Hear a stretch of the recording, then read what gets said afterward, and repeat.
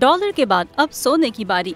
मुल्क में सोने के नरखों में कमी का सिलसिला जारी। सोने की कीमतों को कंट्रोल करने और मनमानी कीमतें तय करने वालों के खिलाफ हुकूमती कार्रवाइयाँ रंग ले आईं। रुपए की कदर में इजाफे के बाद मुकामी मार्केट में सोने की कीमत में मजमूई तौर पर कमी का रुझान बरकरार है। जुमेरात को पाकिस्तान में हजारों रुपए की कमी के बाद 24 कैरात सोने की कीमत 2 लाख रुपए फी तोला पर आ गई। साथ ही 22 कैरात की कीमत 1,83,333 रुपए फी तोला, जबकि 22 कैरात सोने के 10 ग्राम की कीमत 1,57,178 रुपए है। याद रहे, जुलाई और अगस्त में 4.917 मिलियन डॉलर मालियत का सोना दरामद किया गया, जो गुज़िश्ता वाली साल की इसी मुद्दत के 3.449 मिलियन डॉलर के मुकाबले में 44.13% कम है।